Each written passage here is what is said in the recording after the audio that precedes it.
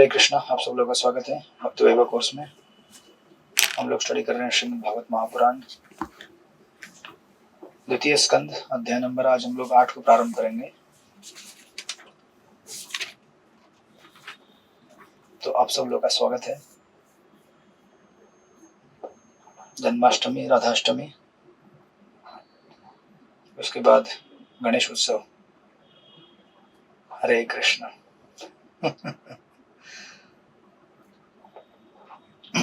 सब लोग पढ़ाई कर रहे थे या नहीं कर रहे थे?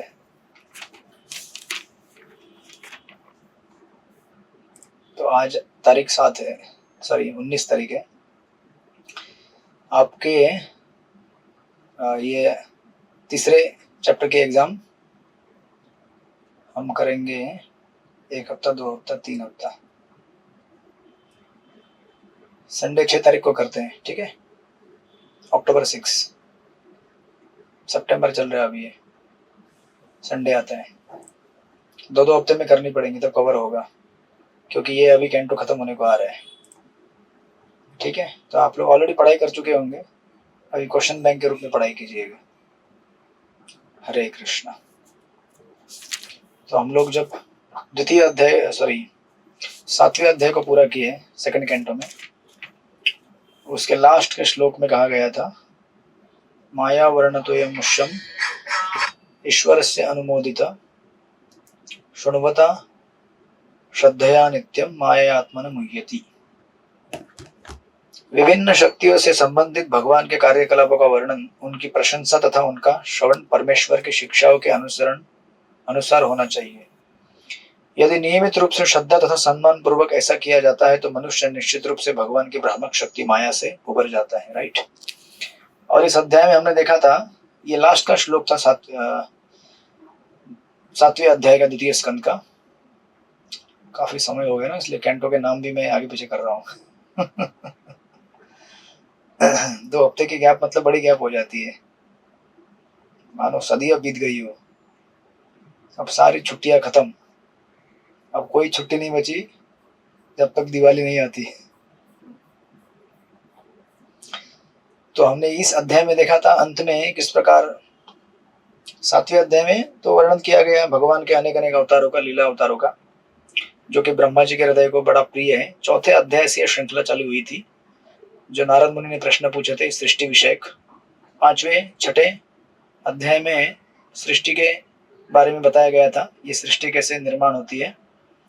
7वें अध्याय में फिर ब्रह्मा जी ने कहा था कि मेरे हृदय को सबसे प्रिय है भगवान की लीला अवतार। तो लीला अवतार का वर्णन किया गया था 7वें अध्याय में।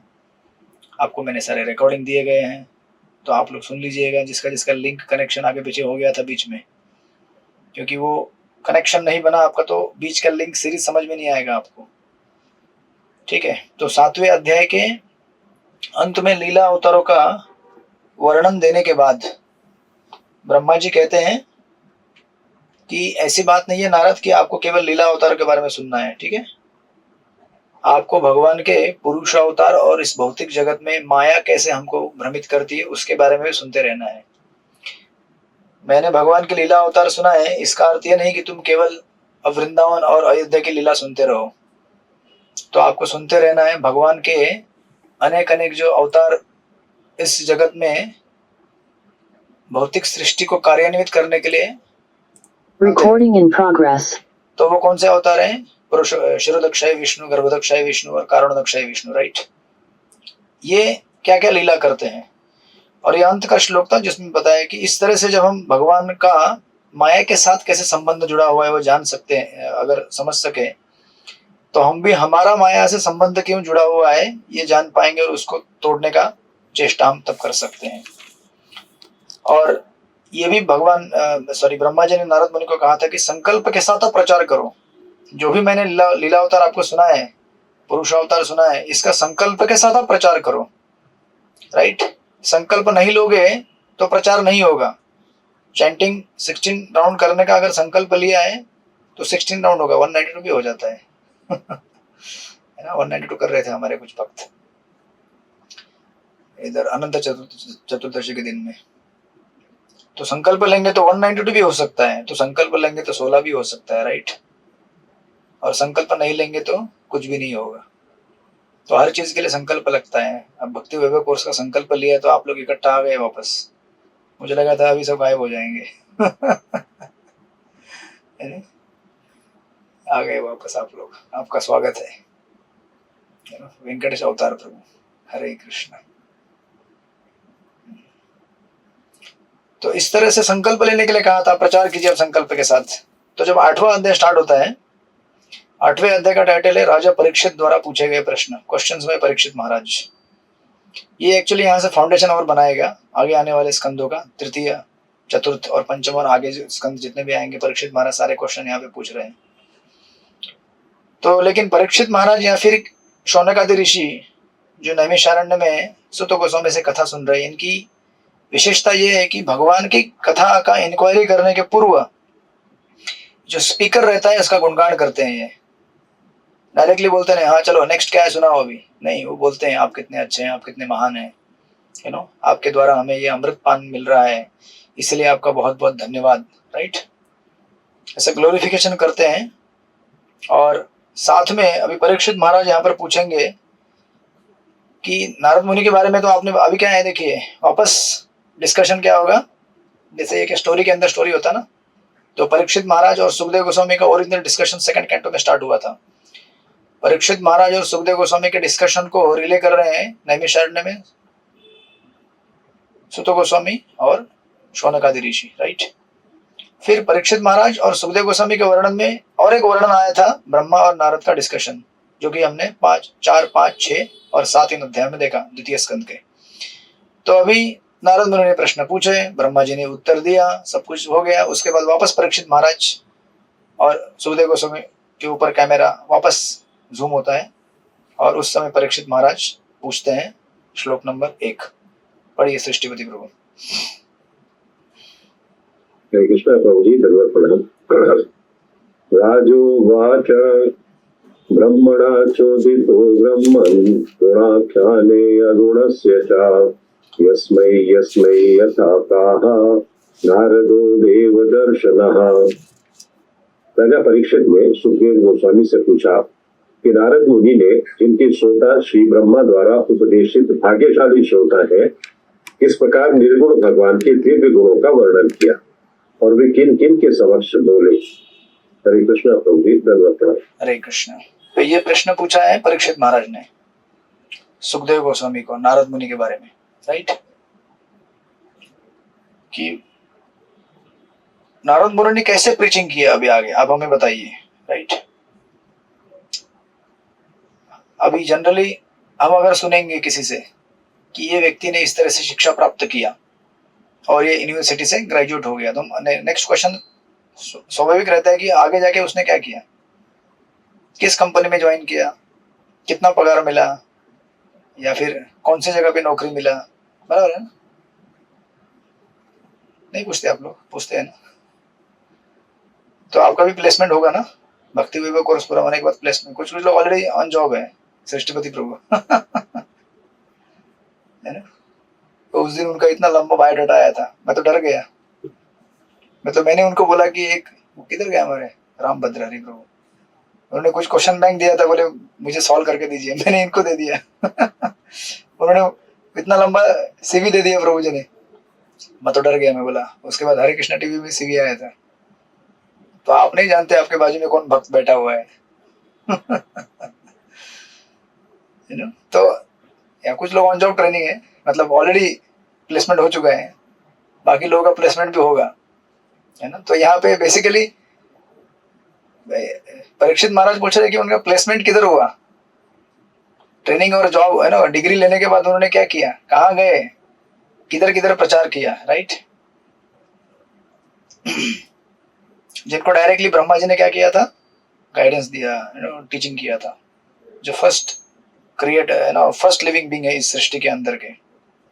और वो किन किन के समक्ष बोले, हाउ डिड नारदा प्रीच, ये उनका प्रश्न है। प्रभुपाद परपोर्ट में लिखते हैं, देवऋषि नारद को सीधे ब्रह्मा जी ने उपदेश दिया था, ब्रह्मा को भी परमेश्वर ने स्वयं उपदेश दिया था। अतः नारद द्वारा विविध विषयों को दिए गए उपदेश स्वयं परमेश्वर द्वारा प्रदत्त उपदेश के तुल्य है। यानी कि हम जब गुरु शिष्य परंपरा में ज्ञान लेते हैं तो आज अगर आप इस समय अगर श्रील प्रभुपाद के परंपरा में अगर हम पुस्तकों को देख रहे हैं या फिर इन कथाओं को सुन रहे हैं तो it is almost as good as studying from Srila Prabhupada, बराबर है क्या नहीं? अगर ये ऐसा नहीं होता, श्रील प्रभुपाद से सुना नहीं होता डायरेक्ट, तो इसका हमारे ऊपर इफेक्ट नहीं होता। इसलिए हमने लास्ट टाइम देखा था कि आपके प्रीचिंग का इफेक्ट क्या है आप कैसे जान सकते हैं। आप जिसको प्रीचिंग कर रहे हैं उस व्यक्ति के अंदर ट्रांसफॉर्मेशन होगा और वो चैंटिंग चालू करेगा, हरे कृष्णा कृष्ण कृष्ण हरे हरे, हरे राम राम राम हरे हरे। ऐसा नहीं कि फिर वही चैंटिंग करेगा आप बंद कर देंगे आप भी चैंटिंग करेंगे वो भी करेगा, नहीं तो कभी कभी उल्टा होता है और ऐसा होता भी है। आप चैंटिंग करते हैं तो वो भी चैंटिंग करना चालू करता है। कुछ समय में ऐसा ना हो जाए कि आपकी चैंटिंग बंद पड़ जाए और वो चैंटिंग चालू रखे, राइट? तो वो फिर वो भी ठीक ठीक प्रचार नहीं हुआ, मतलब उसको और किसी ने प्रचार किया, आप खाली निमित्त बन गए, वो बन गया, आपको लगा कि अरे मैंने कर दिया। तो ऐसा भी नहीं होना चाहिए। तो आप भी भक्ति में फले फूले, जन्म सार्थक करी परोपकार, राइट? तो ये इफेक्ट है अगर गुरु शिष्य परंपरा में हमने अगर ज्ञान अर्जित किया है या फिर हमने महामंत्र को स्वीकार किया है, तो राइट। तो ये प्रभुपाद यहाँ पे लिखते हैं, यह दिव्य ज्ञान शिष्य परंपरा द्वारा भगवान से प्राप्त होकर अवरोही पद्धति के द्वारा सारे विश्व में फैलता है, राइट। अतः नारद मुनि जहां कहीं भी जाते हैं वे ईश्वर के प्रतिनिधित्व करते हैं और उनका प्राकट्य परमेश्वर के ही समान उत्तम होता है। इसलिए आज भी जो श्रील प्रभुपाद को जेन्युइनली फॉलो करते हैं वो अगर कहीं श्रील प्रभुपाद के संदेश को लेकर जाते हैं तो डायरेक्टली श्रील प्रभुपाद से सुनने से अभिन्न है और आपको वही इफेक्ट मिलेगा जो श्रील प्रभुपाद से उनके परंपरा से जुड़े हुए आचार्य सुनने के बाद मिल सकता है, अगर आप परंपरा में प्रेजेंट कर रहे हैं तो इसलिए परंपरा का ये महत्व है, राइट। दैट्स व्हाट प्रभुपाद यहाँ पे कहते हैं। इस प्रकार जो शिष्य परंपरा दिव्य उपदेश का कड़ाई से अनुसरण करती है वही प्रामाणिक होती है और इन प्रामाणिक गुरुओं की परीक्षा यह है कि प्रारंभ में भगवान ने अपने भक्तों को जो उपदेश दिया था और अब शिष्य परंपरा में जो उपदेश दिया जाता है उसमें कोई अंतर नहीं होना चाहिए। इसलिए उस दिन मैं लीलामृत पढ़ रहा था, श्रील प्रभुपाद जब कहाँ पे थे, दिल्ली में थे, न्यू दिल्ली में, और न्यू दिल्ली से वृंदावन जाके रहे वो कुछ समय के लिए अमेरिका जाने के पहले। तो वृंदावन में जब थे तो वृंदावन से दिल्ली आते थे, कैन यू इमेजिन, 60-65 साल के थे, उधर से वृंदावन से उस समय में विचार कीजिए। आज भी अगर आप अगर ट्रैवल करने का सोचे तो आपको भी थोड़ा सा 2 बार सोचना पड़ेगा कि कितनी बार मैं जाऊं, वो भी इस एडवांस एज में 60-65 साल की उम्र में। वो वृंदावन से आते थे Delhi back to world magazine print करने के लिए और दिन भर में काम पूरा करके वापस रिटर्न में जाते थे क्योंकि रुकने के लिए जगह नहीं था। पहले कोई एक गुप्ता करके थे, उनके इधर रहते थे वो, उसके बाद उनके इधर तो कई साधु आया करते थे, किसी साधु ने उनका रूम ही ले लिया तो उनके पास रूम भी नहीं था। तो वृंदावन से आते थे, दिन भर सब बैक टू वर्ल्ड मैगजीन का काम करते थे, यहाँ वहाँ जो प्रिंटिंग करना है, पेपर लाना है, और फिर वहां से वापस वृंदावन जाते थे।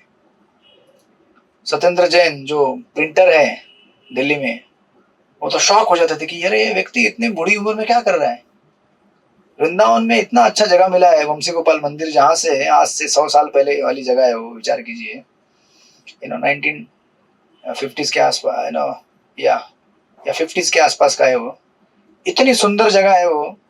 वहां पर आज आप जो देखते हैं यमुना या फिर केशी घाट के इधर का जो एरिया है कितना पोल्यूटेड है, राइट। वहां मतलब ऐसा आपको लगेगा जैसे मैं हिमालय में पहुंच गया हूँ, इतना स्वच्छ सुंदर हवा और पानी, और कहीं भी कोई बड़ी बड़ी बिल्डिंगें नहीं, सब अपने गोस्वामियों द्वारा बनाए गए मंदिर। जैसे आज भी वृंदावन में हम जाते तो भी अद्भुत लगता है, तो उस समय में कितना अद्भुत लगता होगा, विचार कीजिए।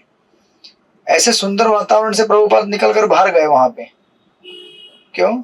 तो वहां पर सत्येंद्र जैन आश्चर्यचकित होते हैं। और प्रभुपाद एक्चुअली जब इतना स्ट्रगल कर रहे थे तो वहां पर सत्संग महाराज जगह लिखते हैं कि एक्चुअली प्रभुपाद उस समय कोई ऐसे फेमस गुरु नहीं थे, राइट।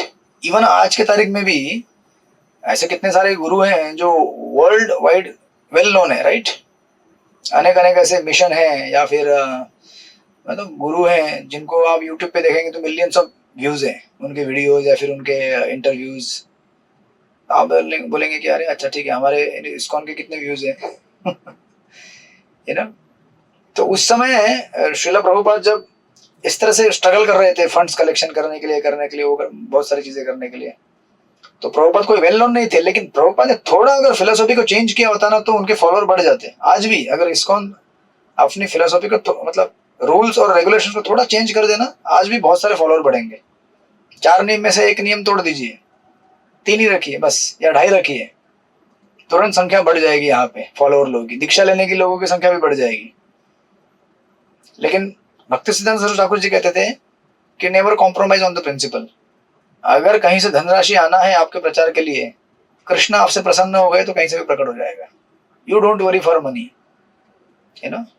और वही इस्कॉन में देख रहे हैं आज आप, कितने प्रोजेक्ट्स बनाए गए, कितने प्रोजेक्ट्स चल रहे हैं, कितना वर्ल्ड वाइड मिशन एक्सपेंड हो रहा है।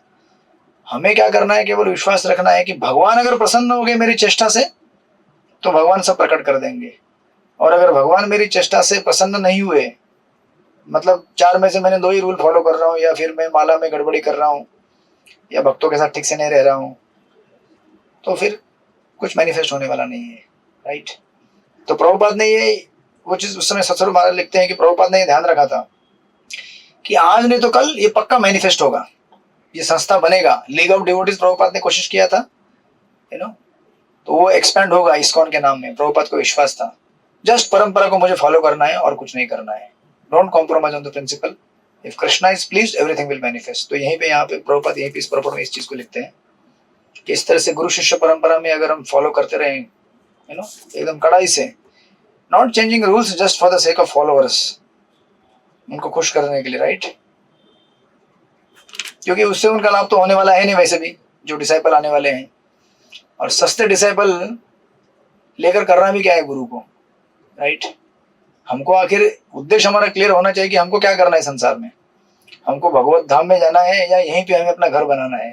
तो बहुत सारे गुरुओं को तो यहीं पे घर बनाना है, उनको मालूम भी नहीं कि भगवत धाम नाम की चीज है और वहां जाना होता है करके, राइट। सो दैट्स व्हाई ऐसे तथाकथित, यू नो, संप्रदायों में या फिर सभाओं में या फिर गुरुओं के पास वास्तविक भगवान का दर्शन नहीं हो सकता। एंड देन कहते हैं फिर परीक्षित महाराज दूसरे श्लोक में, अनुकंपा शक्ति माता जी पढ़िए श्लोक नंबर 2। हरे कृष्ण। एतद्वेदितुमिच्छामि तत्त्वं तत्त्वविदाम्बर हरे अद्भुतवीर्यस्य कथा लोक सुमंगलः। राजा ने कहा, मैं जानने का इच्छुक हूँ, अद्भुत शक्तियों से संपन्न भगवान से संबंधित कथाएं निश्चय ही समस्त लोगों के प्राणियों के लिए शुभ है। हरे कृष्ण। प्रभु जी पंचांग। देखिए परीक्षित महाराज क्या कर रहे हैं, ग्लोरीफाई कर रहे हैं, है ना। मैं जानने का इच्छुक हूँ, किसके बारे में, भगवान के बारे में, जो कैसे हैं, अद्भुत वीर्यस्य, अद्भुत शक्तियों से संपन्न भगवान से संबंधित कथाएं क्या है, लोक सुमंगल, राइट। और प्रभुपाद इस परपट में एक सुंदर चीज लिखते हैं, आप जाएंगे अगर तीसरे लाइन में प्रभुपाद लिखते हैं, या प्रथम लाइन से पढ़िए, श्रीमद् भागवत परमेश्वर के लीलाओं के वर्णन से भरा पड़ा है और प्रत्येक लोक में निवास करने वाले जीवों के लिए मंगलकारी है। नाउ प्रभुपाद लिखते हैं, जो इसे संप्रदाय विशेष से संबंधित मान बैठता है वह निश्चित रूप से भ्रम में रहता है। कोई लोग क्या बोलते हैं कि ये इस्कॉन वालों का है ना, आपने सुना होगा, भी बोलते हैं ये इस्कॉन वाले हैं, ये इस्कॉन वालों के लिए स्पेशल ट्रीटमेंट होता है, या इस्कॉन वाले मतलब, या फिर हम भी कभी कभी बोलते हैं ये वो संप्रदाय वाले हैं। एक्चुअली देखा जाए तो भागवतम किसके लिए है, एक विशिष्ट संप्रदाय के लिए नहीं है। भागवतम किसके लिए है, केवल वैष्णव के लिए है नहीं है। इसलिए देखिए शब्द क्या इस्तेमाल किया गया है, हरेद अद्भुत वीर्यस्य कथा लोक सुमंगल। लोक सुमंगल मतलब इसमें सब लोग आ गए, जापानीज भी आ गए, इंडियन भी आ गए, पाकिस्तानी आ गए, नीदरलैंड वाले आ गए, इंडिया वाले आ गए, इंडिया के अंदर ब्राह्मण क्षत्रिय शूद्र वैश्य हर कोई आ गया। लोक सुमंगल सबके लिए मंगलकारी है, राइट। इसलिए प्रभुपाद वहां पे लिखते हैं, श्रीमद् भागवत भगवान के समस्त भक्तों के लिए अत्यंत प्रिय शास्त्र है, लेकिन यह अभक्तों के लिए भी कल्याणप्रद है, राइट। जैसे यू नो जॉन्डिस होता है किसी को, जॉन्डिस मालूम है ना आपको, पीलिया बीमारी, तो उसके लिए भी औषधि, ये हमेशा आपने उदाहरण सुना होगा, शुगर कैन जूस, राइट। तो आज जो व्यक्ति स्वस्थ है, जिसका तबियत ठीक है, उसको शुगर का जूस कैसा लगता है, वाह मजा आया, थोड़ा आइस डाल के दो अच्छा स्ट्रॉ के साथ दो, अच्छा और एक गिलास लेके आओ, आया थोड़ा नमक डाल दो इसमें, थोड़ा सा मसाला डालो और थोड़ा अच्छा बनाओ एकदम, 4-5 गिलास भी पी जाएगा, राइट। ये स्वस्थ व्यक्ति के लिए, ही एंजॉयज। अब क्लास के बाद जाके पी लेना, ठीक है और जो व्यक्ति स्वस्थ नहीं है, बीमार है, वो बोलेगा क्या आपको, अच्छा एक एक जरा स्ट्रॉ लेके आओ, अरे ठीक से पीता हूँ मैं, अरे थोड़ा नमक डाल दो, अच्छा मसाला कम हुआ है, अच्छा और एक गिलास लेके आओ। ये सब उसके मन से प्रश्न नहीं आएंगे, वो बोलेगा अरे निकालो यहाँ से, नहीं चाहिए मुझे ये। आप कभी बीमार गिरते हैं तो आपको भूख लगता है क्या? बीमार अवस्था में भूख क्या, भोजन देख के उल्टी होता है। वो मलेरिया का जब दवाई दिया जाता है, वो तो आजकल पता नहीं कौन सा एक नया दवाई आता है, पहले लैरिगो करके आता था, डॉक्टर लोगों को मालूम रहेगा। वो दवाई खाने से उल्टी होता है, बराबर ना विवा माता जी, बराबर ना, दवाई खाने से उल्टी होता है। वो मतलब पेट में कुछ है नहीं, लेकिन थोड़ा भी भोजन लेंगे तुरंत उल्टी। तो बीमार व्यक्ति को कुछ एपेटाइट है नहीं, राइट, लेकिन फिर भी उसको लेना चाहिए, राइट, तो लेता है फिर भी। थोड़ा सा भोजन खा लो, थोड़ा सा दवाई खाना है, अभी स्ट्रॉन्ग दवाई लेनी है। हरे कृष्णा कृष्ण कृष्ण हरे हरे, हरे राम राम राम हरे हरे, राइट। तो इस तरह से यहाँ पे प्रभुपाद लिखते हैं sugar cane juice is, sorry मतलब ये एग्जांपल दिया है यहाँ पे, मैं एग्जांपल ऐड कर रहा हूँ चैतन्य चंद्र के इसमें से। प्रभुपाद लिखते हैं क्योंकि इसके अनुसार भौतिक शक्ति के चक्कर में फंसे हुए अभक्त लोग भी इसके चंगुल से छूट जाते हैं, यदि वे श्रद्धा तथा ध्यान पूर्वक शिष्य परंपरा के समुचित स्रोत से श्रीमद् भागवत की कथा को सुनते हैं। सो इसीलिए जो व्यक्ति स्वस्थ है उसके लिए फायदेमंद है शुगर कैन जूस। जो व्यक्ति स्वस्थ नहीं है, मतलब अभक्त है, जिसको रुचि नहीं है, लेकिन फिर भी अगर वो लेगा तो उसके लिए भी लाभकारी है। इस प्रकार यहाँ पे प्रभुपाद कहते हैं कि श्रीमद् भागवत की कथा कोई एक विशेष संप्रदाय के लिए नहीं है, विशेष जाति के लिए नहीं है, केवल इस्कॉन के भक्तों के लिए नहीं है। मंगल आरती या गुरु पूजा या फिर भक्ति वैभव का कोर्स कोई भी सुन सकता है इसको और उसका लाभ उठा सकता है। It is beneficial for everyone, so it is not sectarian, कोई सांप्रदायिक नहीं है ये कि विशिष्ट संप्रदाय के लिए ही ये करके, ये सबके लिए, राइट। एंड देन वो कहते हैं फिर परीक्षित महाराज थोड़े श्लोक में, कनाई प्रिय माता जी आप पढ़ेंगे श्लोक नंबर 3। हरे कृष्णा प्रभु जी। हाँ पढ़िए। दंडवत प्रणाम। कथ्यस्य महाभाग यथा अहम अखिल आत्मनि विष्णुनिवस्य निसंगम मतस्त्यक्षे कलेवरम। हे परम भागशाली सुखदेव गोस्वामी, आप मुझे कृपा करके श्रीमद् भागवत सुनाते रहे, जिससे मैं अपना मन परमात्मा भगवान श्री कृष्ण में स्थिर कर सकूं और इस प्रकार भौतिक गुणों से सर्वथा मुक्त होकर अपना ये शरीर त्याग सकूं। हरे कृष्ण प्रभु जी। धन्यवाद। हरे कृष्ण। तो यहाँ पे परीक्षित महाराज अपनी नम्रता को प्रकट कर रहे हैं। परीक्षित महाराज कहते हैं आप कृपा करके मुझे भागवतम सुनाते रहे, जिससे मैं क्या कर सकूं, अपना मन परमात्मा भगवान श्री कृष्ण में स्थिर कर सकूं। तो एक्चुअली देखा जाए तो आप प्रथम स्कंद पढ़ चुके हैं, आप प्रथम स्कंद के कई श्लोकों से, और फिर अभी तृतीय स्कंद का भी मैं क्वेश्चन बैंक बना रहा था, उसमें भी वो श्लोक ऑलरेडी गया है कि इन जो नैमिषारण्य के ऋषि सुत गोस्वामी को कहते हैं कि परीक्षित महाराज तो ऐसे थे जो बचपन में क्या करते थे, खेलते थे कृष्ण के डॉल के साथ खेलते थे, जैसे उद्धव जी खेलते थे वैसे। यानी कि इन भक्तों का कोई ऐसा नहीं कि वो अभी घूमते घूमते कोई इस्कॉन वाला कोई भक्त मिल गया, अरे बुक दोगे, क्या है, कौन सी बुक है, भगवदगीता, अच्छा मंदिर में आ जाओ ना, अच्छा भक्त बन गया तुरंत, ऐसा नहीं था वो हमारे जैसा। वो पहले से ही भक्त थे। अभी परीक्षित महाराज का मन जो है पहले से भगवान श्री कृष्ण के चरण कमलों में लगा हुआ है, लेकिन फिर भी परीक्षित महाराज क्या कहते हैं कि आप कृपा करके भगवान की कथा सुनाइए, जिससे मैं अपना मन क्या कर सकूं, श्री कृष्ण के चरणों में स्थिर कर सकूं। तो ऐसा नहीं कि उनको भगवान श्री कृष्ण के चरणों में मन स्थिर करना था, क्योंकि उनका मन पहले से स्थिर था। ये विशेषता होती है भगवान के शुद्ध भक्तों की। कभी भी भगवान के शुद्ध भक्त अपने आप को बड़ा चढ़ाकर नहीं दिखाते, अरे मैं तो पहले से शुद्ध भक्त हूँ यार, अच्छा आप आ गए कोई बात नहीं, चलो आप सुना दो और थोड़ा बढ़ोतरी हो जाएगी। ऐसा नहीं होता है कभी, आपने कभी नहीं सुना होगा। इसलिए जितने में आचार्य के भजन है, जैसे भक्तिविनोद ठाकुर क्या कहते हैं, मैं तो काम का दास हूँ यार, मेरे अंदर इतने काम क्रोध आदि विकार हैं। सुनिए ना भजन सारे भक्तिविनोद ठाकुर या फिर नरोत्तम दास ठाकुर, इनके सारे भजन। तो अभी वो अगर जब आचार्य बोलते कि मैं कामेर दास हूँ, तो क्या काम के दास है? वो नहीं है। वो दिखा रहे हैं कि शुद्ध भक्ति के एक तो एक चीज दिखा रहे हैं कि भौतिक जगत में किस तरह से फंसे हुए हैं, दूसरी चीज, भौतिक शुद्ध भक्ति के उच्च स्तर में जाने के बाद कभी भी भक्त क्लेम नहीं करता है कि मैं भक्त बन गया हूं। जिस दिन वो क्लेम करेगा उस दिन समझ जाइए कि ये भक्त बनने में बड़ा देर लगेगा इसको। जैसे रामायण में जो कथा है विश्वामित्र मुनि की और है ना वशिष्ठ मुनि की।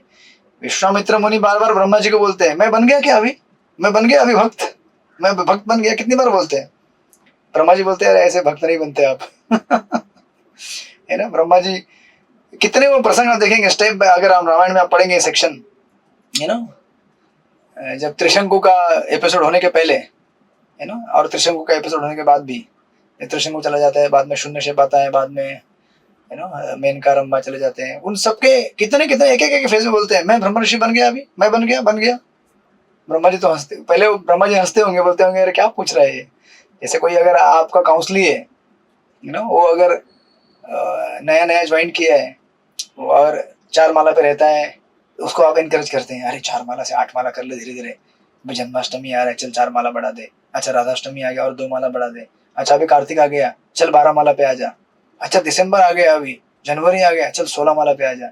उसको लगता है कि अभी हो गया, तो वो सोचता होगा मैं भक्त बन गया, अभी भक्त बन गया। तो आप लोग बोलते होंगे बेटा अभी तो स्टार्ट हुआ है ना। और कुछ भक्त ऐसे होते हैं उनको लगता है दीक्षा होने के बाद सब हो गए। जैसे हमारे इधर कुछ लोग पूरे लॉन्ग टर्म वेटिंग में रहते हैं। कुछ भक्त हैं हमारे जो 5 एक भक्त थे हमारे पिछले भक्ति शास्त्री क्लास के, 12 साल तक वेट किए हो, है ना, महाराज से दीक्षा लेने के लिए। तो मेरे को हर बार पूछते थे हमारा कुछ होगा क्या, हम बूढ़े होते जा रहे हैं, क्या होगा हमारा। मैं बोला भक्ति करते रहो, है ना। प्रभुपाद का भी दीक्षा कितने साल में हुआ था, 1922 प्रभुपाद मिले थे भक्ति सिद्धांत ठाकुर जी से, 1933 में दीक्षा हुआ था। कितने साल बाद, सीधे 10 साल बाद, यू नो। इवन हम लोग भी यहाँ पे थे, मेरे को तो 6 साल लगा था दीक्षा लेने के लिए, आश्रम में होने के बाद भी। फर्स्ट इनिशिएशन 6 साल के बाद, सेकंड ब्राह्मण इनिशिएशन और 6 साल के बाद, वो भी आश्रम में थे हम लोग। मतलब ऐसा नहीं कि आश्रम में होने से ज्यादा मिलना चाहिए, बट सेवाओं का होने के बावजूद भी नहीं दिया गया था हमको। यहाँ पे इतनी सारी सेवाएं डिमांड में थी कि सेवा करने के लिए कोई नहीं है। फिर एक दिन उन्होंने निर्णय लिया, अरे सेवा करने के लिए कोई नहीं है, बुलाओ बुलाओ इन लोग को जल्दी दे दो। तो हमको ऐसे बुलाया था, टेबल पे बिठाया था, ऐसा राउंड टेबल पे बोला था ये आपको केवल इसलिए दिया जा रहा है क्योंकि आपको सेवा करनी है। ये मत समझना कि आपके आप पर कोई उपकार किया जा रहा है, आपको ब्राह्मण बनाया जा रहा है, कतई नहीं। इसे हमको बताया गया था। अभी तो महाराज ने बड़े आसानी से दे दिया बहुत सारे लोगों को, है ना। आसानी से मतलब क्वालिफाइड है डिवोटीज तो देते हैं महाराज, बट हमारे टाइम में ऐसा था। तो कुछ कुछ भक्त 2 साल नहीं हुआ, 1.5 साल नहीं हुआ, अरे मेरा दीक्षा नहीं हो रहा है, दीक्षा नहीं हो रहा है, मेरा क्या होगा। इतने डेस्परेट, अच्छा बात है डेस्परेट होना चाहिए। तो अभी दीक्षा हो गए, अभी क्या करोगे, अब क्या करोगे लाइफ में। अब सारा सस्पेंस, सारा एक्साइटमेंट किसमें है अभी। अब एक्साइटमेंट क्या रहेगा लाइफ में, एक एक्साइटमेंट रहता है, यू नो, जो भक्त नए नए आते हैं, 4 माला 8 माला 16 माला कब करूंगा मैं, 16 माला, अच्छा 16 माला पे आ गए ना, व्हाट इज नेक्स्ट एक्साइटमेंट, अच्छा दीक्षा। वो डेस्परेट रहते हैं कई सालों तक, अच्छा मिल गया दीक्षा, अभी क्या करोगे। अगर आश्रम में रहेगा तो वो व्हाइट का सैफरॉन हो जाता है, तो वेट करता है कब होगा यार सैफरॉन, मैं भी कब, यू नो, लाल लाल, अरे लाल कपड़ों में घूमोगे तो सांड पीछे आता है। ये लोग सोचते हैं कि लाल कपड़ा पहनने से बड़ा मजा आएगा। लाल कपड़ा जो पहनता है ना उसके पीछे वो भागता है, मालूम है ना आपको, बैल देखा कि नहीं देखा आपने। सच बोल रहा हूँ, खाली फिल्मों में नहीं, सचमुच आप देखिएगा, लाल कपड़ा पहन के जाइए आप, जो रास्ते में घूमते हैं ना यहाँ वहाँ, जो सब तगड़े तगड़े सांड रहते हैं, देखो आपको पीछा नहीं किया तो फिर बोल देना मेरे को, नेक्स्ट क्लास में हम चेंज कर देंगे। इसके लिए एक्सपेरिमेंट करना पड़ेगा आपको। तो उनको लगता है कि अभी जब सैफरन हो जाएगा तो मजा आएगा यार, सब लोग ऐसे सैल्यूट करेंगे, ऐसे दंडवत लगाएंगे, मैं भी बोलूंगा ऐसा, हाँ ठीक है ठीक है ठीक है। उनको मालूम नहीं उसकी कीमत कितनी बड़ी चुकानी पड़ती है। हो जाते हैं सैफरन, कुछ दिन एक्साइटमेंट रहता है, फिर पता चलता है कि अरे यार ये तो उससे भी खतरनाक है। पहले सफेद था, शांति का रंग था, ये जो रंग है बड़ा खतरनाक है, बड़ा वायलेंट है ना। फिर और कुछ दिन चलाते हैं, चलो अभी चलते हैं देखते हैं क्या होता है, अगर ब्राह्मण दीक्षा मिल जाए तो और मजा आ जाएगा। उसके लिए लड़ाई करते हैं, भगवान का कब मैं अर्चक वगैरह को पकड़ूंगा। एक हमारे भक्त है यहाँ पे, है ना, उनका दीक्षा हो गया तो मेरे को पूछते हैं, तो मतलब फर्स्ट इनिशिएशन हो गया, तो बोलते हैं तो अब मैं अल्टर के अंदर जाके भगवान को छू सकता हूँ। मैंने बोला हाँ छू सकते हो। अब मुझे उनको डिस्करेज करना नहीं था, मैंने बोला हाँ छू सकते हो, है ना। तो ऑफकोर्स नए नए लोग, एक्साइटमेंट रहता है। लेकिन अभी क्या होगा, अभी आपको दीक्षा 16 माला हो गई, दीक्षा हो गई, सैफरन हो गया, सैफरन का ब्राह्मण मिल गया, अब संन्यास तो लेने वाले है नहीं इतने जल्दी, क्या करोगे अभी? What is excitement in life? चाहे ब्रह्मचारी हो गृहस्थ हो, क्या रहेगा एक्साइटमेंट? अब जब तक माला में एक्साइटमेंट नहीं लाओगे, सेवा में एक्साइटमेंट नहीं लाओगे, there is no excitement in life, life bore हो जाएगा। इस तरह से जो भक्त बनते हैं वो कभी क्लेम नहीं करते, राइट, इवन अगर वो उस पायदान पे पहुंचे भी। इसलिए देखिए, हमको उस दिन एक भक्ति जैसे क्लास में एक माता जी ने प्रश्न पूछा था, वो अपने ग्रुप में है ना, एक माता जी, मधुर ब्रज माता जी, 64 माला करती है वो, वृंदावन से। उसने प्रश्न पूछा था, कुछ तो ऐसा जगन्नाथपुरी का डिस्कशन चल रहा था, तो उसने कहा कि प्रभु जी, अगर आप कहते हैं कि धाम में एक बार जाने से उद्धार हो जाता है, मुक्ति मिल जाती है, तो हमको तो मिली नहीं, हम कितनी बार जाके आते हैं वापस। एक बार है कि नहीं सृष्टि प्रभु, आप भी बोलते होंगे ना लेक्चर में, धाम में अब यात्रा का जब आपको एडवर्टाइजमेंट करना होता है, जगन्नाथपुरी एक बार आओगे मुक्ति हो जाएगी आपकी, है ना। तो आप बोलेंगे जगन्नाथपुरी तो कितनी बार जाके आ चुका हूं मैं, ट्रेन से गया मुक्ति नहीं मिला, बस से गया ट्राई किया, अच्छा बस से होता है कि नहीं, अच्छा फ्लाइट से जाने का मुक्ति होता है क्या, तभी भी नहीं हुआ। अभी चल के जाना बाकी है ना। सारे साधनों से गया मैं, बस से गया, ट्रेन से गया, फ्लाइट से गया, अच्छा जहाज बाकी है पानी का, उससे भी चले जाओ एक बार। तो बोले कि वो तो कैसे हम समझे इसको, शास्त्र में कहा जाता है कि मुक्ति मिल जाती है, लेकिन हम तो अभी भी इस शरीर में हैं। तो पता नहीं, मुझे तो आंसर इतना पता नहीं था, बट समहाउ कैसे तो आंसर कहीं से जुड़ गया। तो आइडियली क्या होता है कि जो भक्त धाम में जाते हैं और जिन्होंने सुना हुआ है कि एक बार है ना धाम विजिट करने से मुक्ति मिलती है, वो कभी ऐसा सोचते हैं कि मुझे मुक्ति मिल गई मतलब। ये अल्टीमेटली किसके ऊपर आता है? हमारी चेतना के ऊपर आता है। हमारी चेतना क्या है, हम क्या सोचते हैं, और इसलिए हमारी मुक्ति कभी होती ही नहीं है। एक्चुअली देखा जाए तो हम यही सोच के जाते हैं कि मैं एक बार जाऊंगा तो मेरी मुक्ति हो जाएगी। आप इस भाव से जाएंगे तो मुक्ति कभी होगी ही नहीं आपकी। आप क्यों सोचते हैं कि मेरी मुक्ति होनी चाहिए करके? क्यों सोचते हैं? क्यों अपने आप को क्वालिफाइड बनाना चाहते हैं कि मैं क्वालिफाइड हूं मुक्त होने के लिए? हम क्वालिफाइड हैं क्या? जो लोग इस भाव में जाते हैं कि अरे मैं तो जाके आ गया जगन्नाथपुरी, मुक्त क्यों नहीं हो रहा हूं मैं अभी तक, आप 1000 मिलियन लाइफ टाइम तक कभी मुक्त नहीं हो पाओगे, क्योंकि आपने उसका मर्म समझा ही नहीं है। ये ग्लोरिफिकेशन कोई फॉल्स नहीं है, ट्रू ग्लोरिफिकेशन है। लेकिन मुक्ति क्या है और कैसे मिलती है, आप जब तक नहीं समझेंगे तब तक आप क्या समझे? कुछ भी नहीं समझे हैं।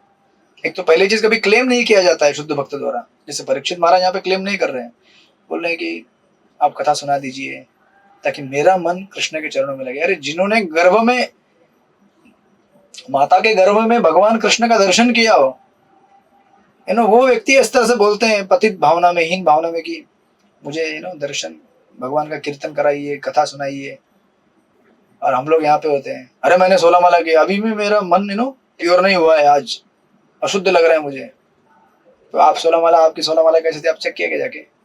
और 16 माला क्या है? 16 माला तो मिनिमम है। प्रभुपाद ने तो कई बार कहा है 16 माला मीन्स मिनिमम, नॉट मैक्सिमम। आप मिनिमम चीज करते हो और फिर एक्सपेक्ट करते हो कि मैक्सिमम मुझे बेनिफिट मिले, कैसे होगा? है ना। इस तरह से आपको तो माता जी को समझाया मैंने। और एक हमारे भक्त थे उस समय, है ना, उस लास्ट टाइम जब मैं यात्रा में गया था यहाँ पे जगन्नाथपुरी में, है ना, रथ यात्रा में गया था मैं, तो 2 लेडीज हमारे ग्रुप में थे। 2 लेडीज का पूरा ग्रुप था, लेडीज लोग का ग्रुप था, और कुछ भक्त भी, मतलब जेंट्स भी थे उसमें। जिस दिन रथ यात्रा था उस दिन लोग रथ यात्रा में वो इसमें घुस गए, वो रस्सी खींचने के लिए। आप कभी रस्सी खींचे वहां पे? नहीं खींचे, है ना। एक्साइटमेंट था आपको रस्सी खींचने का। क्योंकि आपने सुना था ये रस्सी को छूने से मुक्ति मिल जाती है। तो मैं क्या करता था, क्योंकि मैं हूं। मैं जाता था ऐसा ऐसा टच करके वहां बाहर आता था, कबड्डी टच करता था, तुरंत बाहर आता था। अंदर कभी नहीं गया मैं, ऐसा पकड़ता था, तुरंत बाहर आता था। तो मुझे पता था मैं क्वालिफाइड नहीं हूं मुक्त होने के लिए, राइट। ये 2 लेडीज थी, इनको पता नहीं कैसे उनके दिमाग में घुस गया था वो मुक्ति पानी है। अच्छी बात है, धाम में एंट्री करके हो गए मुक्त आप, और मुक्ति क्या होनी है आपको? रथ को देखने से मुक्ति मिलती है, चक्र को देखने से मुक्ति मिलती है। ये दोनों अंदर गई, ये दोनों के अंदर से 15-20 लोग ये गिर गए, और उनके ऊपर से 15-20 लोग चल गए, पूरे कपड़े वपड़े फट गए पूरे एकदम। ये मुझे नहीं पता था हुआ है उस दिन। दूसरे दिन जब मैं लिफ्ट से नीचे उतर रहा था होटल में, तो मुझे संकोच हो रहा था मैं कैसे बोलूं यार, क्योंकि मैं खुद इतना रथ खींचा नहीं था। मैं बोलूं कैसे, तो मैं ऐसे हिम्मत करके बोला कैसा रहा आप लोगों का रथ यात्रा। मैं तो ज्यादा रथ नहीं खींचा, थोड़ा सा खींचा, मैं ज्यादा खींचा नहीं था, मैंने खाली टच करके आ गया था। फिर भी मैं बोला उनको सांत्वना देने के लिए कि उन्होंने ज्यादा खींचा होगा रथ। तो बोलने लगे अरे प्रभु जी, कल तो हमारे ऊपर लोग चढ़ गए, हम गिर गए थे, हम कैसे कैसे बच गए, वहां से बाहर निकल गए। तो मैं बोला मुक्ति मिल गई। तो हम लोग अगर ऐसी व्याख्या लेकर जाएंगे कि रस्सी को पकड़ने से मुक्ति मिलेगी, रस्सी खींचने से मुक्ति मिलेगी, वो तो फैक्ट है, लेकिन किस भाव में, किस भावना में? ये कोई एक्सटर्नल कोई क्या बोलते हैं उसको, खेल का मैदान नहीं है कि आपने बल्ला पकड़ा और ऐसे मार दिया, छक्का लग गया, वाह मैं जीत गया। आपके रस्सी खींचने से आप मुक्त नहीं होंगे जब तक आपके अंदर वो भाव नहीं है सेवा का, कि मैं सेवा करने के लिए आया हूँ धाम में, है ना। इससे अच्छा तो आप, मैं ये नहीं बोलोगे आप रस्सी मत खींचेगा, अगली बार खींचेगा पक्का रस्सी खींचेगा। मैं तो अपना कबड्डी हर साल ऐसे खेलता हूँ मैं, है ना, क्योंकि उतना है नहीं अपने अंदर हिम्मत वो रस्सी के अंदर जाने का, तो मैं मुक्ति बाहर से ले लेता हूँ। आप कभी महाराज को देखेंगे, महाराज हमेशा आगे रह के कीर्तन करते हैं, है ना। देखें आप कभी महाराज को, याद रथ यात्रा में कीर्तन टीम में कीर्तन करते करते जाते हैं। खींचने वाले लोग जिनका बल है वो खींचते हैं, उनको भी मुक्ति मिलती है। और जिनका बल नहीं है शारीरिक, वो अपना मन लगा देते हैं कृष्ण के कीर्तन में, चिंतन में, हरे कृष्ण कृष्ण कृष्ण हरे हरे, हरे राम राम राम हरे हरे। इस तरह से दोनों को मुक्ति मिलती है। जिसका जो बल है उसके हिसाब से मुक्ति मिलेगी। जरूरी नहीं कि आपको रस्सी खींचने से ही मुक्ति मिलेगी, ऐसा क्यों पकड़ के बैठते हो आप? इस तरह से क्लेम करोगे तो हम कभी भी परीक्षित महाराज की परंपरा में भागवत का श्रवण नहीं कर पाएंगे, राइट। तो इस तरह से यहाँ पर ये क्लेम नहीं दिखाते अपने इसके ऊपर, राइट। यहाँ पे वर्णन किया गया है। यहाँ पे इसका आप देखेंगे यहाँ पे है ऑफकोर्स प्रभुपाद परपट में जो बताते हैं, तो या सेकंड बीच के लाइन में आप देखेंगे प्रभुपाद ने यहाँ पे लिखा हुआ है ऑलरेडी, पेज नंबर 431 में बीचों बीच मुक्ति के या भौतिक गुणों का या कृष्ण सूर्य समा माया है अंधकार, ये परपट वहां पे श्लोक का अनुवाद किया प्रभुपाद ने। और प्रभुपाद कहते हैं मुक्ति के इस रहस्य को जान लेने के कारण महाराज परीक्षित को आत्म साक्षात्कार हो चुका था, क्योंकि श्रील सुखदेव गोस्वामी ने राजा को कृपा पूर्वक बता दिया था कि जीवन की परम सिद्धि तो मृत्यु के समय नारायण के स्मरण में निहित है, राइट। महाराज परीक्षित को 7 दिनों के पश्चात शरीर त्याग करना था, अतः उन्होंने श्रीमद् भागवत की कथा के माध्यम से भगवान का स्मरण करने और इस प्रकार भगवान श्री कृष्ण का परमात्मा के समक्ष पूर्णतः सचेष्ट रहकर शरीर त्यागने का निश्चय किया। एंड देन आपको प्रभुपाद फिर प्रोफेशनल भागवत रिसाइटर्स और जो परंपरा में आने वाले भागवत रिसाइटर्स है उनके बीच में तुलना कर रहे हैं, जो कृत्रिम श्रवण कराते हैं तथा कथित भागवत कथाकार, उससे हमें कोई लाभ होने वाला नहीं है, इसका वर्णन वहां पे दिया है। एंड देन फिर आगे चौथे श्लोक में, बड़ा सुंदर श्लोक है चौथा श्लोक, ये काफी वेल नोन श्लोक है। चित्रलेखा सखी माता जी पढ़िए श्लोक नंबर 4। हरे कृष्णा, दंडवत प्रणाम प्रभु जी। शृण्वता श्रद्धया नित्यं गुणतच्च स्वचेष्टितं कालेन न अति दीर्घेन भगवान विशते हृदि। जे लोक भागवताचे नित्य श्रवण करतात आणि त्याचा अतिशय गंभीरतापूर्वक स्वीकार करतात, त्यांच्या हृदयात थोड्याच काळात भगवान श्री कृष्ण प्रकट होतात। हरे कृष्णा। तो इसमें ये यहाँ पे परीक्षित महाराज कहते हैं कि जो लोग श्रद्धापूर्वक भगवान की कथा को सुनते हैं, ग्रहण करते हैं, उनके हृदय में भगवान क्या करते हैं, प्रकट हो जाते हैं। तो आप बोलेंगे, अभी कोई प्रश्न करेगा, अकॉर्डिंग टू विश्वनाथ चक्रवर्ती ठाकुर, भगवान तो हृदय के अंदर ऑलरेडी है ना, परमात्मा रूप में है कि नहीं, तो क्यों भगवान यहाँ पे कहा गया कि भगवान प्रकट होंगे करके? तो दो इसके तात्पर्य है। एक तो सबसे पहली बात तो हम अभी we are not aware of presence of परमात्मा, राइट। हमें अवेयरनेस नहीं है, समझ नहीं कि भगवान हृदय में बैठे हुए हैं करके। तो एक बात हो गई, वो भक्ति करने से फिर वो अवेयरनेस आ जाता है। सेकेंड चीज, हमने ये डिफरेंस पहले देखा था, परमात्मा और भगवान दोनों में बड़ा अंतर है, बराबर है कि नहीं। परमात्मा कैसे रहते हैं, न्यूट्रल रहते हैं, और भगवान कैसे रहते हैं, स्वानम पक्ष पोषणम, अपने भक्तों का पक्ष लेते हैं। तो हृदय के अंदर परमात्मा ऑलरेडी है, उनको मैनिफेस्ट तो क्यों होना है, वो तो परमात्मा है। तो मैनिफेस्ट कौन होता है, भगवान। भगवान श्री कृष्ण अपने रूप में प्रकट हो जाते हैं भक्तों के साथ अपने आदान प्रदान करने के लिए। तो this is another understanding meaning of this, right. विषयते हृदय, है ना, ही एंटर्स, एंटर्स मतलब मैनिफेस्ट करते हैं भगवान परमात्मा के रूप में, है ना। दूसरी चीज विश्वनाथ चक्रवर्ती ठाकुर कहते हैं विशुद्ध हृदय, विशुद्ध हृदय मतलब स्पेशली स्मरणम, प्रभुपाद यहाँ पे लिख ही रहे हैं, परपोर्ट के एकदम बिगिनिंग में देखिए, सस्ते भक्त या भौतिकवाद में ग्रस्त भक्त आवश्यक योग्यताएं न होते हुए भी भगवान को साक्षात देखने के लिए बहुत लालायित रहते हैं, बराबर। इसलिए मैं कई बार कहता हूँ जितने भी लोग यहाँ पे मिलते हैं हमको या फिर कोई भी हो, वो लोग लालायित रहते हैं हमारा दीक्षा कब होगा, हमें कब क्या मिलेगा, हम कब भगवान के ऑल्टर के अंदर जंप मारेंगे क्या करोगे अंदर जंप मार के। इधर तो महाराज ने इतना स्ट्रिक्ट कर दिया आजकल रूल्स, आप लोगों को पता नहीं होगा, यहाँ पे सेकंड इनिशिएट्स वो सारे सेंटर्स को अप्लाई होता है रूल, जो भी हमारे इस्कॉन चौपाटी से संबंधित है। राधा गिरधरी वालों के लिए अलग रूल्स है तो यहाँ पे ऐसा रूल बना दिया महाराज ने कि अर्च विग्रह जो अंदर रहते, कोई अगर पुजारी है वो किसी भी डीटी को छू नहीं सकता उनके चरण। अगर समझो यहाँ पे गौर निताई है, राधा गोपीनाथ है और है ना गोपाल जी है, समझो अगर गोपाल जी का ड्रेसिंग करने वाला अगर पुजारी रहेगा, वो केवल गोपाल जी के चरणों को ही छू सकता है ड्रेसिंग करते वक्त, बाकी किसी भी विग्रह के डीटीज को हाथ नहीं लगा सकता वो चरणों को। यहाँ तक कि जब कंठीमाला ऑफर करते हैं पुजारी, तो उनके जो पादुका है उनको ऑफर करने का, चरणों को हाथ ही नहीं लगाने का बोल दिया महाराज ने स्ट्रिक्टली। जब पहले मैं भाग लेने में जाता था, गोपीनाथ के चरणों को मैंने कितना भर भर के पकड़ा है मुझे मालूम है, लेकिन अभी महाराज ने मना कर दिया। लेकिन अभी मुझे एक चीज का साक्षात्कार होगा कि हम लोग जब सस्ते में लेते हैं ना भगवान को, तो फिर हम उसकी महत्वता को समझ नहीं पाते। तो अभी दूर से भी देखो ना, तो मुझे वो भाव समझ में आता है कि दूर से देखने में भी प्रेम हो सकता है और वही सेफ है ना। तो यहाँ पे जैसे प्रभुपाद लिखते हैं कि सस्ते या भौतिकवाद में ग्रस्त भक्त without any qualification they want to enter into spiritual world, right. ऐसा होता है ना हमारे साथ भी, मुझे कृष्ण कब दिखेंगे, कृष्ण कब दिखेंगे। अच्छा, देखने के बाद क्या करोगे, कृष्ण बोलेंगे जाओ बेटा जाओ, वहां सेंटर में जाओ, वहां सेवा करो, 50 भक्त आ रहे हैं उनके लिए रोटी सब्जी बनाओ। भक्त बोलेगा क्या, मैं रोटी सब्जी बनाने के लिए आया हूँ, वो बताया था ना आपको स्टोरी, ब्रह्मचारी का रोटी बनाने वाले हमारे लिए एक ही प्रैक्टिकल चीज है, यहाँ इस समय रहते हुए भी और ऊपर जाने के बाद भी। ऊपर क्या, ऊपर और ये कुछ अंतर नहीं है, केवल हमारी चेतना का अंतर है, और वो है सेवा भाव। आप यहाँ रहेंगे, सेवा करेंगे, आप भगवान से घनिष्ठ संबंध में जुड़े रहेंगे। वृंदावन में गोपियां क्या करती हैं, सेवा ही करती है ना, बराबर ना। क्या करती हैं गोपियां या सखा, क्या करते हैं, सेवा करते हैं ना।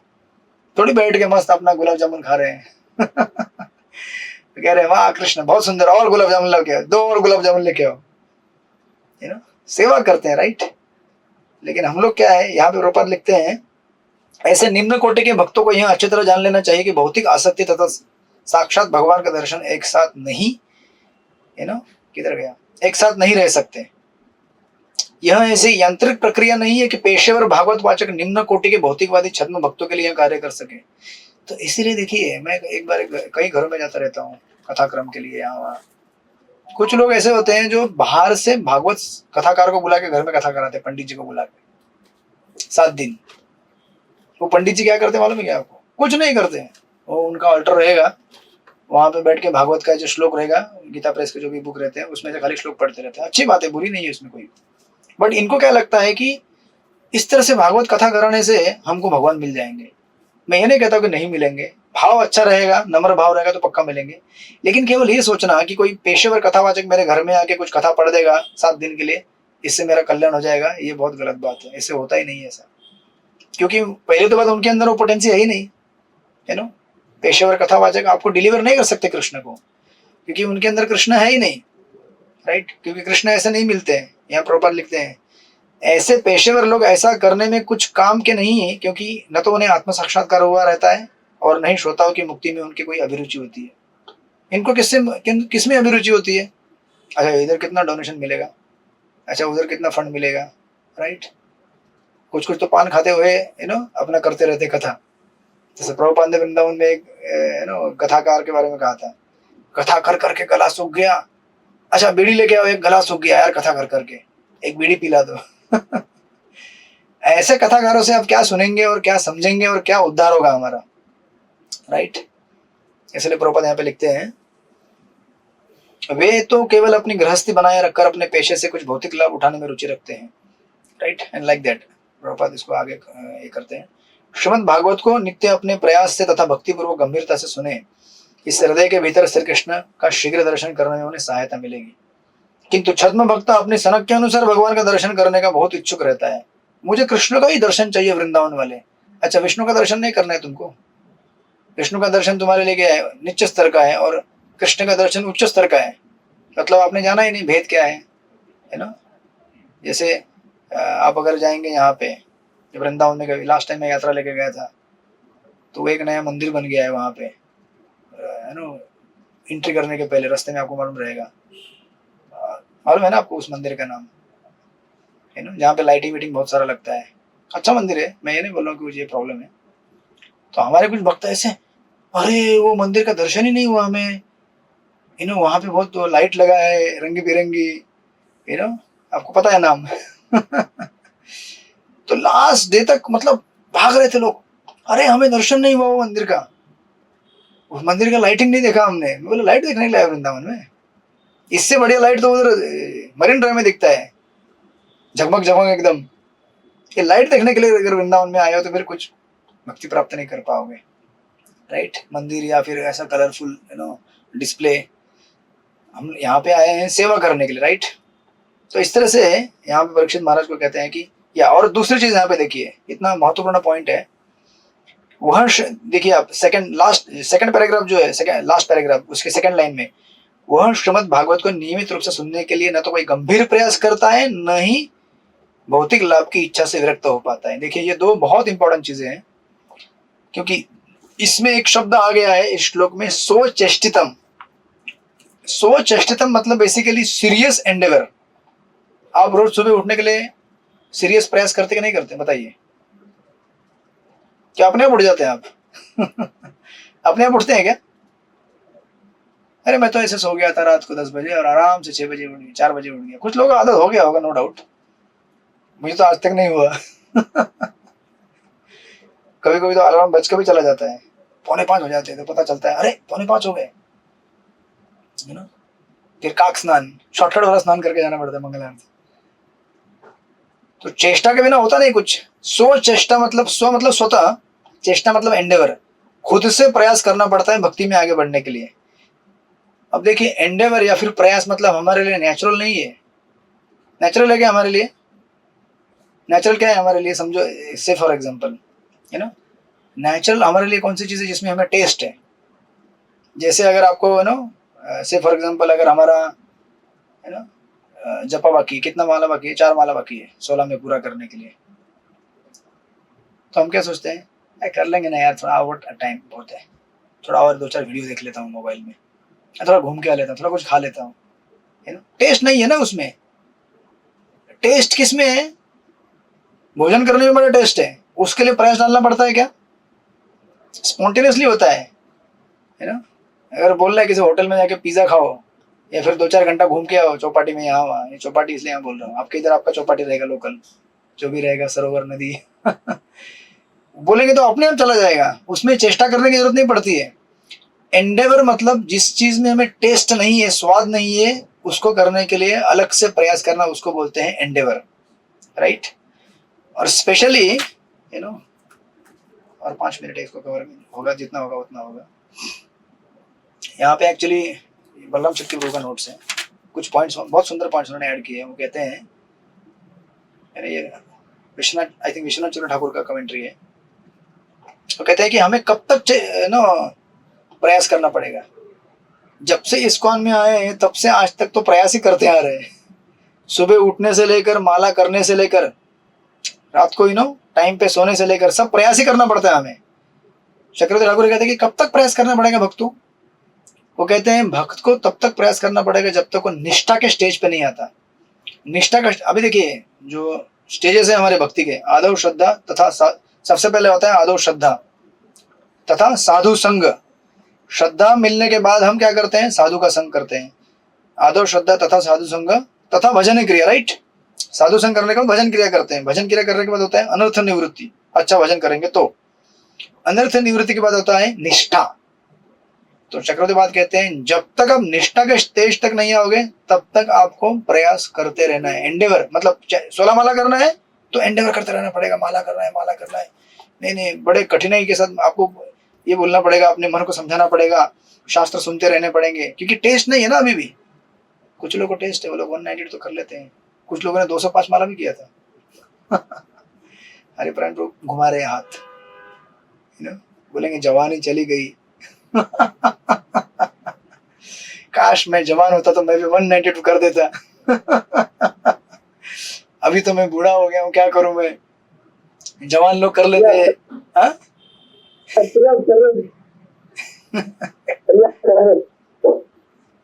हमारे काशीनाथ प्रभु आए नहीं तो वो अपना कमेंट्री ऐड कर देते हैं। तो नहीं, बुढ़ापे में नहीं होता एक्चुअली। आप देखिए जैसे उम्र बढ़ जाती है ना तो हाँ है, आप हैं, मैंने कहा कि नहीं कहे आप हैं। बाप रे, बड़ा गर्जना के साथ आ जाते हैं।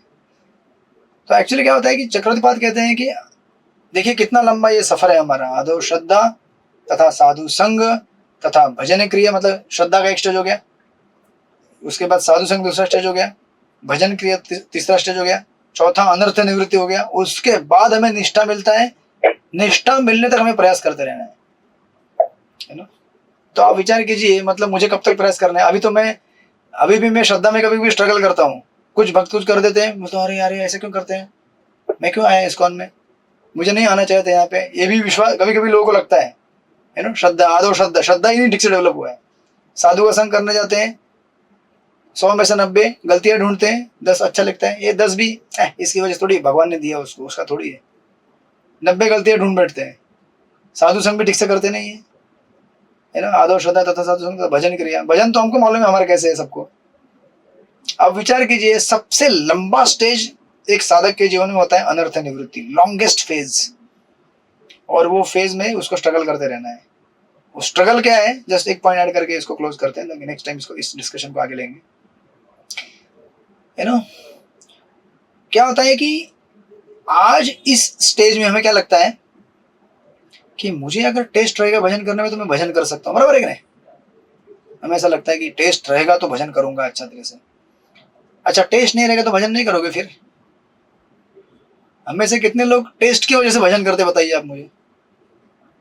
तो आप करते होंगे, आप तो अभी नम्रता में बोलेंगे नहीं आप। पाने के लिए भजन करता हूँ। किसके लिए? पाने के लिए, भगवत प्रेम पाने के लिए भजन करता हूँ। अच्छा, भगवत, हाँ, तो फिर आप है ना उस स्तर पे है ना आप। है ना, तो कुछ भक्त है हमारे उस स्तर पे। मैं तो उस स्तर पे नहीं हूँ, मतलब मुझे नहीं लगता कि आज तक टेस्ट की वजह से मैं भजन कर रहा हूँ। है ना, 2 चीजें मैंने एक बार सुनी थी चैतन्य चंद्र प्रभु से। वो कह रहे थे कि वी चैंट, क्योंकि कुछ भक्त ऐसे कहते हैं, देखते हैं, वो कहते हैं कि अरे चैंटिंग करने के बाद भी मुझे अभी कुछ नहीं हो रहा है, मेरे अश्रु पुलक नहीं आ रहे, मेरे हाथ के रोंगटे खड़े नहीं हो रहे, मेरा हृदय कांप नहीं रहा है भगवान के लिए, है ना, मेरे कब हो गए। तो उन्होंने एक सुंदर चीज कहा था। वो कह रहे थे कि ये क्या है, टेस्ट है बेसिकली, मतलब मजा आता है, वाह। अभी दवाई किसके लिए खाई जाती है, टेस्टी लगती है इसलिए खाई जाती है क्या? दवाई इसके लिए खाई जाती है कि बीमारी दूर हो रही है। So the medicine is taken for its effect, not for its taste. Taste मतलब TEST टेस्ट नहीं, TAST टेस्ट। मलेरिया की दवाई खाई जाती है, अच्छी लगती है, मीठी लगती है, इसके लिए नहीं कि ये खाने से मेरी बीमारी ठीक होगी। तो जब हम नाम, मतलब एटलीस्ट मैं उस स्टेज पे हूँ, जब हम नाम जब करते हैं तो लगता है हाँ, काम क्रोध लोग ये सब दूर हो रहे हैं, ना, थोड़ा सा भक्तों के साथ कॉपरेशन से रहने का इच्छा हो रहा है, भागवत पढ़ने की इच्छा हो रही है, मतलब बीमारी दूर हो रहा है। टेस्ट क्या आएगा वो मालूम नहीं, कितना है मालूम नहीं है अभी, बट इनिशियली इस स्टेज पे हम लोग चैंटिंग करते हैं for its taste, sorry for its effect, not for its taste. Effect क्या हमारे ऊपर दिख रहा है, काम क्रोध लोभ कम हो रहा है क्या, सांसारिक या भौतिक भावनाएं कम हो रही है क्या, मतलब चैंटिंग काम कर रहा है, राइट, इनिशियली फेज में। तो चक्रवर्ती ठाकुर यहाँ पे कहते हैं कि चेष्टा, एंडेवर तब तक करना पड़ेगा जब तक हम लोग निष्ठा के स्तर पर नहीं पहुंचते। अगर आप ये सोचेंगे कि मैं चैंटिंग करूंगा तो मुझे एकदम बढ़िया सब कुछ मिले, भक्ति का स्वाद आना चाहिए, इस भावना से करेंगे तो ज्यादा दिन टिकेगा नहीं चैंटिंग, क्योंकि वो स्वाद कब आएगा हमें मालूम नहीं है। स्वाद देने वाला कौन है, भगवान है, वो कब देंगे कुछ मालूम नहीं है, राइट। ऐसा भी नहीं है कि आप चैंटिंग करेंगे तो भगवान आपको बोलेंगे अरे तूने तो इतना चैंटिंग कर लिया, इतने साल से कर रहे, चल तेरे लिए। ऐसा कहीं भगवान ने बोला तो नहीं है, बोला भी है। ये क्या है, अचिंत्य भेदाभेद है। बेसिकली ये हमारी चेतना है कि मैं अपना सेवा करते रहूं विदाउट एनी डिमांड। भगवान को जब देना है देंगे, नहीं देना है तो मेरा प्रेम है ना वो। अगर मैं ज्यादा चैंटिंग करता हूँ या रोज करता हूँ, ये मेरा प्रेम पकड़ कर रहा हूँ मैं। अब सामने वाला पार्टी मुझसे कितना प्रेम करे नहीं करे, मुझे कुछ लेना देना नहीं है। वास्तविक अगर आप प्रेमी है, प्रेमी का कर्तव्य क्या होता है, सेवा करते जाओ। वृंदावन की गोपियों ने क्या किया था, सेवा करते गए। कृष्ण वृंदावन में वापस लौटे नहीं, लेकिन फिर भी उनके लिए रोज क्या करते थे, फूलमाला बनाते थे ना। एवरीडे इंतजार करते थे कृष्ण आ जाएंगे उनके लिए फूलमाला। शबरी का एकदम आप देखिए, शबरी रोज बेर इकट्ठा करके लाती थी, भगवान के लिए फूल मालाएं बनाती थी। आज राम आएंगे, आ जाएंगे, आ जाएंगे। कुछ डेट लिखा था? नहीं लिखा था। हमको भी कुछ डेट दिया है कि आज आपको आपके अश्रुओं से आंखों से अश्रु आएगा, भगवत प्रेम का लिखा है कुछ कहीं पे। लेकिन हम करते हैं क्योंकि यही भक्त होता है, यही भक्त की व्याख्या है, राइट। तो ठीक है, एनीवेज इसको हम आगे बढ़ाएंगे अगले हफ्ते। इसमें एक शब्द का जो है थोड़ा सा एक शेखर ठाकुर का कमेंट्री बाकी है, यू नो, सेल्फ एंडेवर, ये कितना जरूरी है, उसके बगैर हम आगे नहीं बढ़ सकते। फिर उसके बाद बहुत सुंदर सुंदर श्लोक है इसमें, 5वां श्लोक, प्रविष्ट कर्ण रंधेन, ये बहुत सुंदर सुंदर श्लोक है भागवत के। धौतात्मा पुरुष कृष्ण पादमूलम न मुच्यति, है ना। तो आप लोग मेडिटेट कीजिए तब तक इसके ऊपर, और पढ़ाई कीजिए।